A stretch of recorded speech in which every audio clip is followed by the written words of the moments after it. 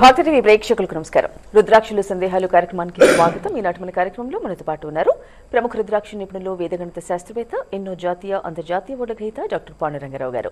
ఇక కార్యక్రమాన్ని మొదలు పెడదాం. గురుగారు మన స్టూడియోలో ఉన్నారు. ఓం నమ శివాయ గురుగారు. ఓం నమ శివాయ.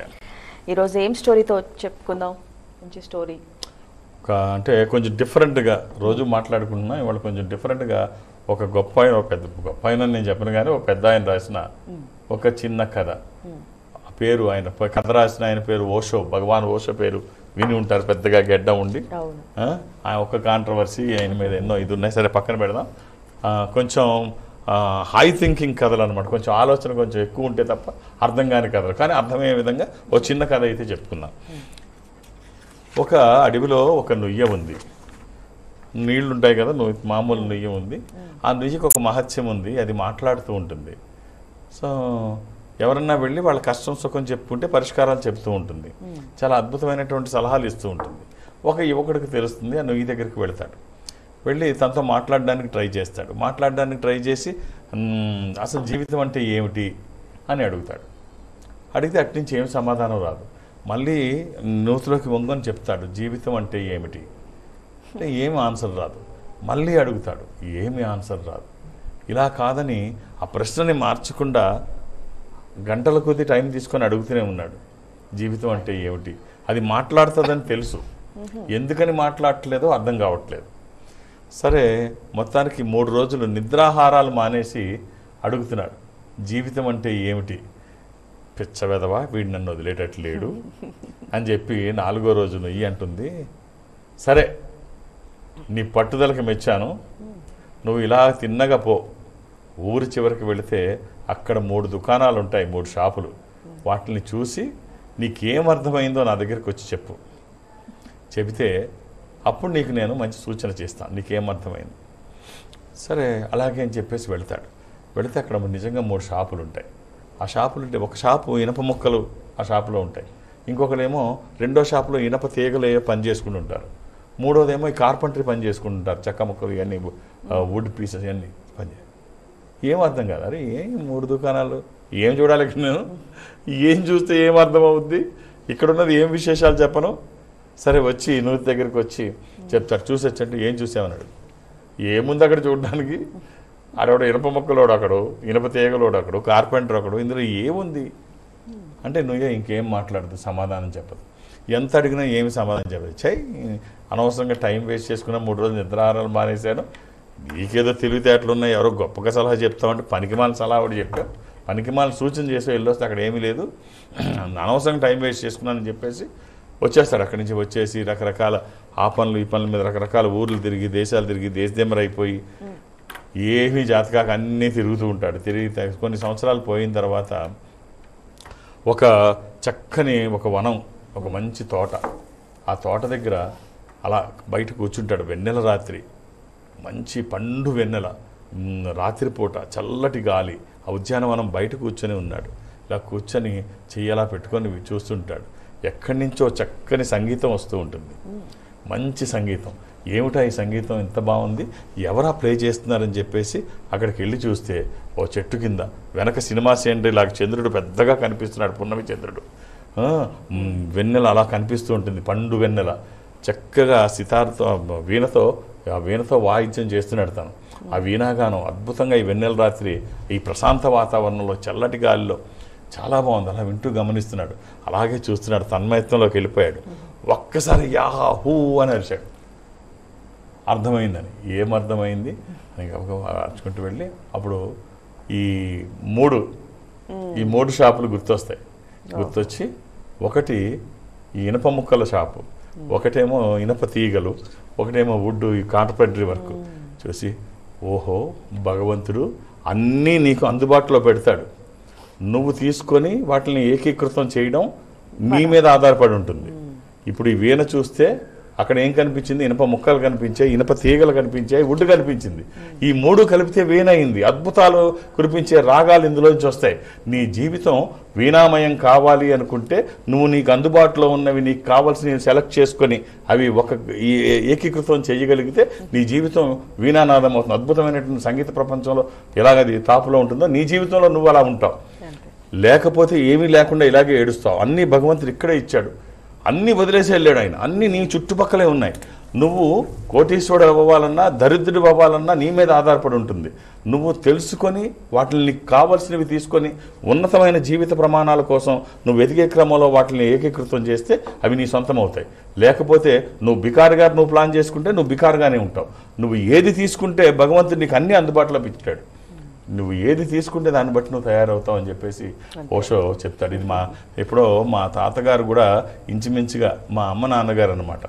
ఎప్పుడో నా చిన్నప్పుడు మనిషి గొప్పతనం ఎప్పుడు తెలుస్తుందంటేరా అని ఆయన ముకుందరావు గారని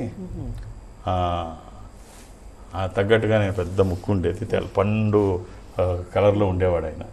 సరే ఆయన చెప్పాడు, మనిషి గొప్పతనం ఎప్పుడు తెలుస్తుందంటేరా అని, అడవిలో మామిడికాయ, సముద్రంలో దొరికే ఉప్పు, తోటలో దొరికే ఆయిల్ గింజలు, ఈ మూడు ఒకటి చేసి ఆవకాయ చేసి అమ్మగలిగినవాడు గొప్పవాడు. మూడు వేరువేరు, అడవిలో ఉన్న మామిడికాయ, సముద్రంలో దొరికే ఉప్పు, చేలో దొరికినటువంటి ఆయిల్ గింజలు మూడు కలిపి ఒకటి చేసి ఆవకాయగా మూడింటిని వేరువేరు ప్రాంతాల నుంచి తీసుకొచ్చి బతక నేర్చిన వాడు ఆవకాయగా అమ్ముతాడు. వీడు తెలివైన వాడు.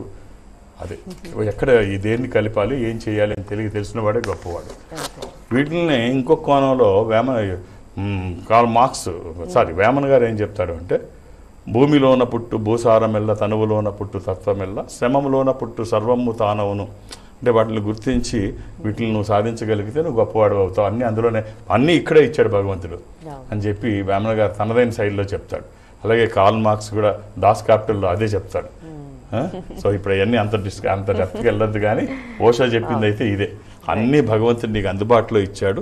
నువ్వు ఏవైతే సెలెక్ట్ చేసుకొని ఇన్స్ట్రుమెంట్ తయారు చేసుకోగలిగితే నువ్వు గొప్పవాడు. ఆ స్థాయిలో నువ్వు ఏది చేసుకుంటే ఆ స్థాయిలో నువ్వు రూపొందుతావు. భగవంతుడు అన్నీ ఇక్కడే పెట్టాడు. సో అప్పుడప్పుడు ఈ మేధావుల కథలు కూడా చెప్పుకోవాలి. రైట్ గురుగారు, బాగుంది స్టోరీ, జీవిత సత్యం. కాల్ చేద్దాం. హలో అమ్మ, చెప్పండి మీ పేరు? Good morning madam. నమస్తే అమ్మా, మాట్లాడండి. గురుగారు ఉన్నారు.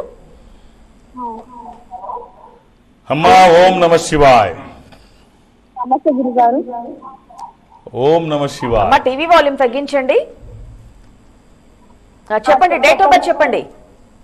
డేట్ ఆఫ్ బర్త్ 1990 అండి. 1990. Date month September 2. ఓకే. ఎవరిదమ్మా ఇది? నాదే గురుగారు.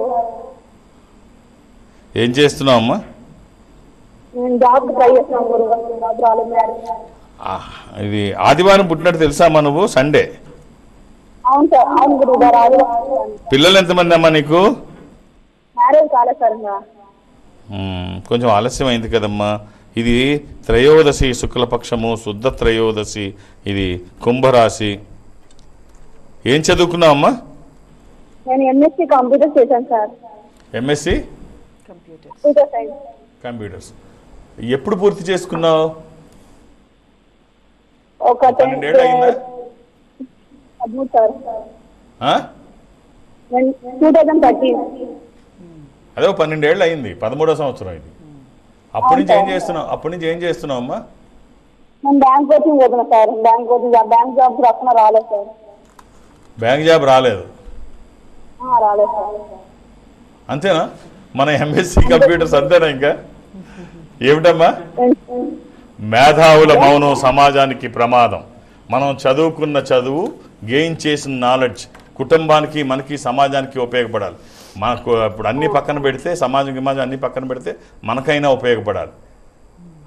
తల్లిదండ్రులు చదివించిన దానికి, నువ్వు కష్టపడి చదువుకున్న దానికి ఇది లేకపోతే ఏమిటమ్మా చెప్పు? ఒక పక్క వివాహం ఆలస్యమైంది. ఎక్కడి నుంచి మాట్లాడుతున్నావు? నంద్యాల నుంచి మాట్లాడుతున్నావు. ఓ పక్క వివాహం ఆలస్యమైంది, ఒక పక్క జీవితంలో నువ్వు స్థిరపడలేదు. ఆడపిల్లలకి కావాల్సిన ఫినాన్షియల్ ఇండిపెండెన్స్ సమకూర్చుకోలేకపోయావు. నిరుత్సాహపడకు. ఇప్పుడైనా ఒక ఛాలెంజ్గా తీసుకో. Nothing is impossible. ఇక్కడ మనం ఒక చిన్న, ఇవాళ నువ్వు అడగపోయిన ప్రశ్న నేనే ఇప్పుడు ఆటంకాలు లేకుండా ఎవరు ఉండరు. అన్నీ అనుకోగానే పనులన్నీ జరిగిపోవు. అనుకోగానే పనులన్నీ జరిగిపోతే భగవంతుని కూడా మర్చిపోతారు, పెద్దవాళ్ళని కూడా మర్చిపోతారు. సో ఇప్పుడు వ్యాస భగవానుల వారు మహాభారతాన్ని రాద్దామనుకున్నారు. రాద్దామనుకున్నప్పుడు దీనికి అంటే అందరికీ తెలిసిన విషయమే కదే. దీన్ని రాయగలిగిన వాళ్ళు ఎవరున్నారు అంటే ఇంకెవరున్నారు? గణపతి. గణేశులు వారు రాస్తారు. గణపతి రాస్తారని చెప్పేసి గణపతిని అడుగుతాను, అయ్యా గణపతి, నేను భారతాన్ని రాద్దామనుకుంటున్నాను, మరి నువ్వు రాసి పెడతావా? దాందే ఉంది, తప్పకుండా రాస్తాను మహర్షి, కాకపోతే నా వేగం నువ్వు అందుకోగలగాలి. నేను చాలా వేగంగా రాస్తాను, నా గంటం ఆగదు, అంత వేగంగా నువ్వు చెప్పగలవా అంటే ఒక్కసారి వ్యాస భగవానుల వారు ఆలోచిస్తారు.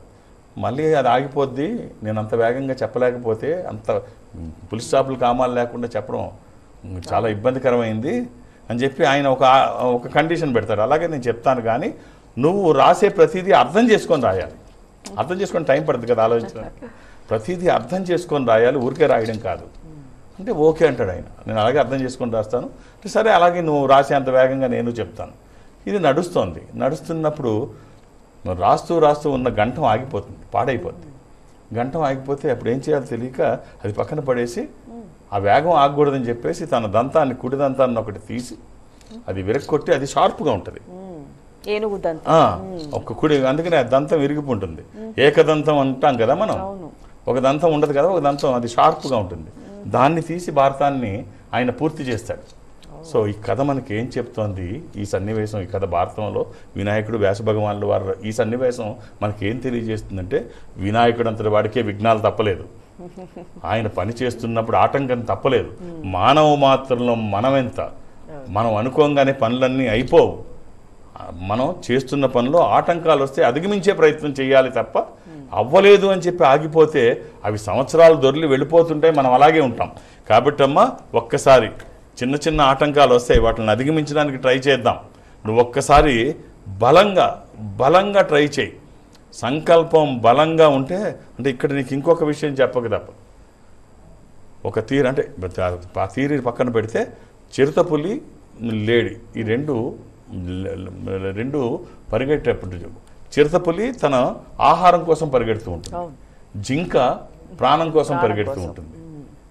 ఇది ఎక్కడైనా దీని వేగాన్ని కోల్పోతే ఆహారాన్ని కోల్పోద్ది పులి, అది దాని వేగాన్ని కోల్పోతే జీవితాన్ని కోల్పోతుంది. తను బతకడానికి అది పరిగెడుతూ ఉంటుంది, ఆహారం కోసం ఇది పరిగెడుతూ ఉంటుంది. కానీ ఎక్కువ సందర్భాల్లో జింకే తప్పించుకొని వెళ్ళిపోతుంది, పులికి ఆహారంగా దొరకకుండా. కారణం ఏమిటి అంటే, దానికి ఊపిరి కోసం పోరాటం, తిండి కోసం ఆరాటం. ఇది తిండి కోసం ఆరాటం, అది ఊపిరి కోసం పోరాటం. సో ఈ కథ నేను ఈ సన్నివేశం ఎందుకు చెప్పానంటే, ఊపిరి కోసం పోరాడే అంత లక్ష్యం నీలో ఉంటే, ఖచ్చితంగా అది సాధించుకోగలుగుతాం. అమ్మ, ఒక్క రుద్రాక్ష చెప్తాను, అవకాశం ఉంటే ధరించే ప్రయత్నం చేయి.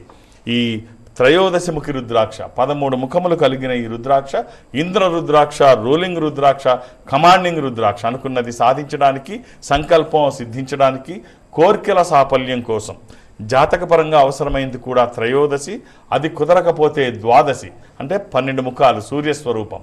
ఈ రెండిట్లో ఏదైనా ఒక్కటి శరీరానికి తాకే విధంగా ధరించు. ఎప్పుడు వేసుకోవచ్చు, 24/7. అది వేసుకున్న తర్వాత మార్పు ఏమిటో చూస్తావు. నీ ప్రయత్నము, ఈశ్వరానుగ్రహము. నేను చెప్తాను, ఇది ఖచ్చితంగా నీ ఆలోచనలో మార్పు వస్తే ఈ రుద్రాక్ష అద్భుతంగా పనిచేస్తుంది. All the best. Okay, so ఇందాక అన్నారు మరి ఏకదంత అంటే ఆయనకే విఘ్నాలు తప్పలేదని. మరి విఘ్నహర్త అని ఎలా అనుకుంటాం ఆయన్ని? అంతే కదా, ఇప్పుడు విఘ్నాలు ఇప్పుడు ఒకటి కాదు, ఆయన థింకింగ్ అంతా ఎందుకు అనుకుంటామంటే, సుబ్రహ్మణ్య స్వామితో గెలిచే విధానంలో కావచ్చు, ఇక్కడ దంతాన్ని ఆయన ఇది చేసి ఆయన రచించే విధానం కావచ్చు, అన్నిట్లో విఘ్నరాజుగా వెలుగొంది. దానికి కారణాలు మనకు అనేక కథల రూపంలో మనకి ఉన్నాయి. సో కాబట్టి వినాయకుడి గురించి చెప్పా, ఇంకో కథ చెప్తాను ఇప్పుడు. నువ్వు అడిగావు కాబట్టి చెప్పాలి. అడిగావు కాబట్టి సరే, ఇప్పుడు సరే నేను మళ్ళీ చెప్తున్నాను నువ్వు అడిగిన దానికి. క్యాంప్స్ చెప్పండి. రేపే కదా? రేపే విజయవాడ. అంటే నువ్వు ఏది అడిగినా కొంచెం కథల రూపంలో చెప్పడం నాకు ఒక అలవాటు అయిపోయింది. నాకు ఇష్టమే, మా ప్రేక్షకులు కూడా ఇష్టమే. రైట్. రేపు విజయవాడ మధ్యాహ్నం 1:30 వరకు నేను ఉంటాను. 2-3 గంటలు మాత్రమే ఉంటాను. అర్థం చేసుకొని మీరు 2-3 పేర్లు రాయకుండా ఒక పేరే అక్కడ వాళ్ళకి ఇవ్వండి. నాకు కావాల్సింది సంఖ్య కాదు, సమయం. మీరు సమయం ఇస్తే మీ జాతకాన్ని ఖచ్చితంగా బాగా అనలైజ్ చేయగలను అన్న నమ్మకం నాకుంది. ఆ నమ్మకం మీకుంటే ఒక్కొక్క పేరు మాత్రమే మీరు అక్కడ ఇవ్వండి. అలాగే నన్ను హైదరాబాద్లో కలవడానికి నేను ఎవరికి అపాయింట్మెంట్స్ ఇవ్వను, ఏ రికమెండేషను తీసుకోను. నన్ను కలవడానికి ఇవేమీ అవసరం లేదు. నేను ఉన్నప్పుడు వస్తే చూసేస్తాను. నేను ప్రతిరోజు శని ఆదివారాలతో కలిపి అన్ని రోజులు హైదరాబాద్లోనే ఉంటాను.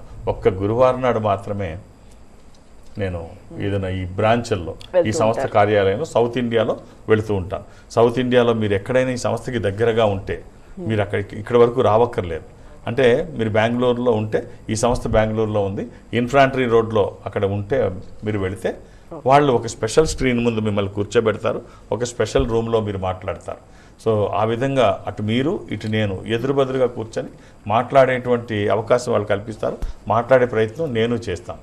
ఆ విధంగా నాతో మాట్లాడినా అంటే అది చెన్నై కావచ్చు, బెంగళూరు, విశాఖపట్నం, విజయవాడ, తిరుపతి, రాజమండ్రి, శ్రీశైలం, వేములవాడ, కాళహస్తి ఏదైనా కావచ్చు. మీరు అక్కడికి వెళితే వాళ్ళు నాతో మాట్లాడించే ప్రయత్నం చేస్తారు. మాట్లాడే ప్రయత్నం నేను చేస్తాను.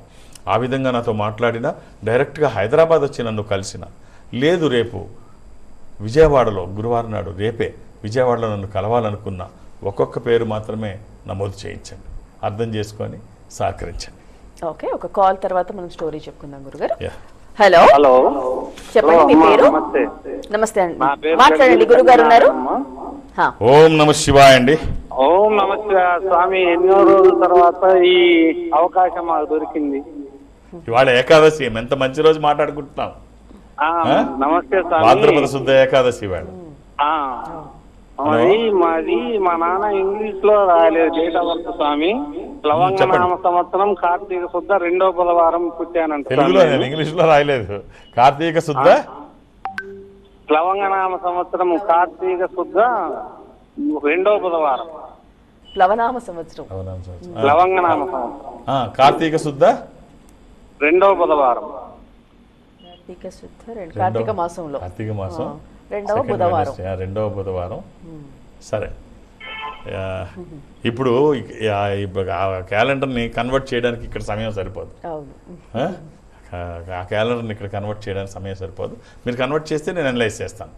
సరే, ఏం చేస్తున్నారు మీరు? వ్యాపారం స్వామి.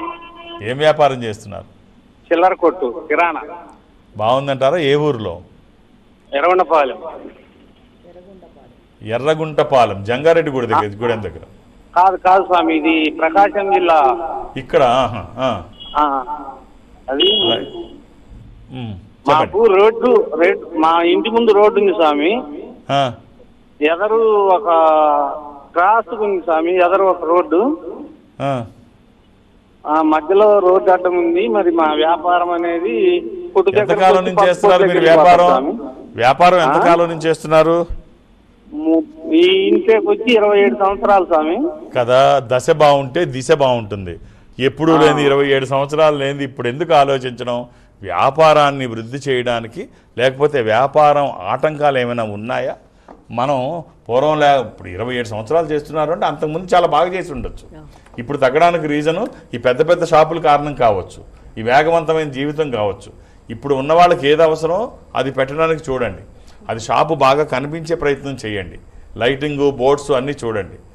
మనం పూర్వంలాగా ఏదో మూలంటే వ్యాపారం అవుద్ది అనుకుంటే ఇప్పుడు అవ్వదు. మనం ఎలా ఉంటే వెళతామో గుర్తు చేసుకొని అలా మనది ఉండేటట్టు ప్రయత్నం చేయండి. వ్యాపారాన్ని పెంచండి, ఖచ్చితంగా బాగుంటుంది. ఈ పచారీ అంటే ఈ ప్రావిజన్ స్టోర్ పెట్టినప్పుడు అవన్నీ అంటే ఇప్పుడు ఏమైపోయిందంటే చాలా వ్యాపారాలు మరుగున పడిపోయాయి. ఇప్పుడు బాగా పెద్దగా ఉంటే తప్ప, మాల్స్ లాగా ఉంటే తప్ప దేనికి వెళ్ళడం మానేశారు. అందుకనే మీకున్న దాంట్లో కొంచెం పెద్దగా, ఉదాహరణకి ఇప్పుడు మీరు ప్రావిజన్స్ చేస్తున్నారు, అలాగే రైస్ బ్యాగ్స్ కూడా బయట పెట్టండి.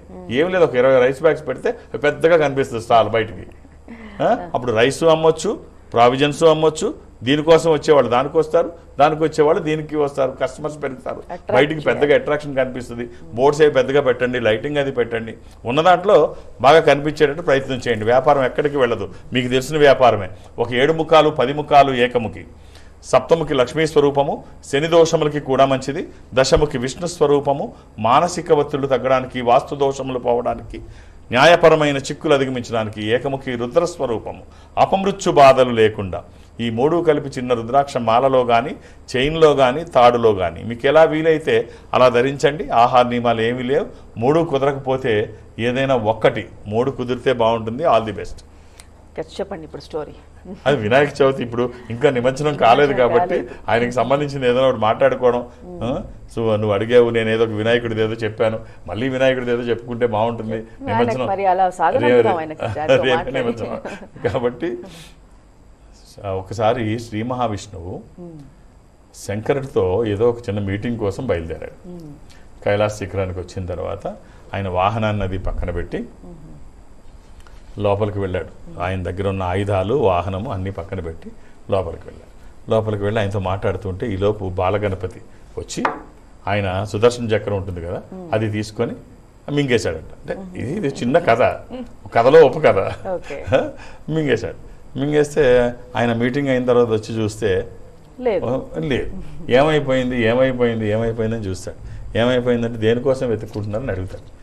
దేనికోసం మామ వెతుకుతున్నారు, ఏమిటి సంగతి అంటే నా సుదర్శన చక్రం కనిపించట్లేదు అంటే నేనే మింగేశాను అంటాడు. నేనే మింగేశాను అంటే ఇప్పుడు సుదర్శన చక్రం నా సుదర్శన చక్రం నాకు ఇచ్చేయమని చెప్పేసి ఎడమ చేతితో కుడి చేతితో ఎడమ చెవిని పట్టుకొని ఆయన గుంజీలు తీశాడు వినాయకుడి ముందు.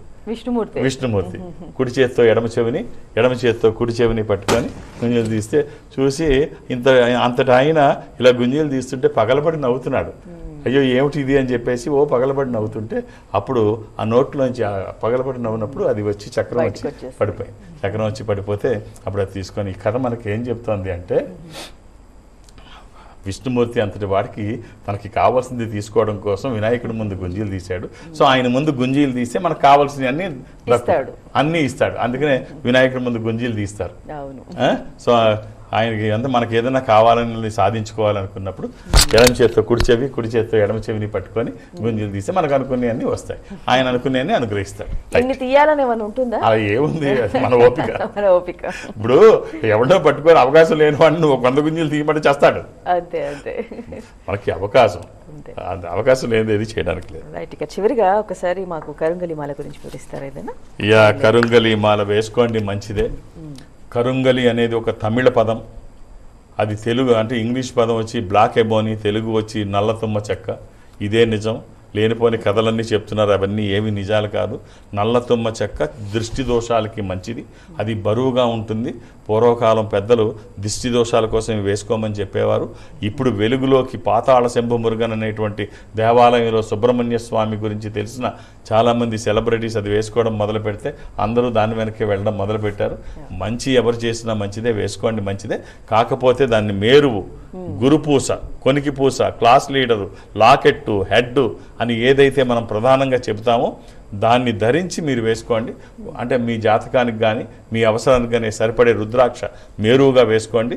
లేదా సుబ్రహ్మణ్య స్వామి లాకెట్నైనా మేరువుగా పెట్టుకొని అది ధరించండి. అవి అసలైన వేసుకోండి, ఆ ఫలితం బాగుంటుంది. ఈ సంస్థ ప్రపంచం అంతా ఉంటుంది. భారతదేశంలో మీరు ఎక్కడ ఉన్న ఈ సంస్థకి దగ్గరగా ఉంటే అక్కడికి వెళితే ఇది మీరు డైరెక్ట్గా ఒరిజినల్ తీసుకోవడానికి అవకాశం ఉంటుంది. లేదా మీరు భారతదేశంలో ఏ మూల నుంచి అయినా కొరియర్ తెప్పించుకోవచ్చు, వీళ్ళు పంపిస్తారు. కొరియర్ ఛార్జెస్ మీరు పే చేయాల్సి వస్తుంది. ఈ సంస్థ స్వయంగా తయారు చేసే ఇది వీళ్ళకు ఉంది కాబట్టి నకిలీది వస్తుంది, మోసపోతామన్న బాధ లేదు. అది ఆ ఒరిజినల్ ఆ కరుంగలి మాలతో పాటు ఎందులోంచి అయితే పూసలు తయారు చేశారో ఆ మిగిలిన వుడ్ పీస్ కూడా, చెక్క ముక్క కూడా మీకు పంపిస్తారు ఆ హోల్స్తో ఉన్నది. ఇది మీరు ఎవరిని అడగక్కర్లేదు. మీ ఇంట్లో పెద్దవాళ్ళు ఉంటే వాళ్ళకి చూపిస్తే ఇది బ్లాక్ ఎబోనియా కాదో వాళ్ళే చెప్తారు, ఎవరిని అడగక్కర్లేదు.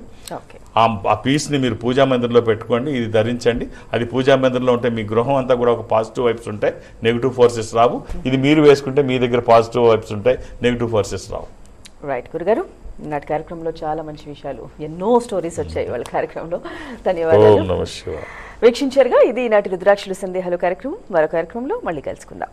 నమస్కారం.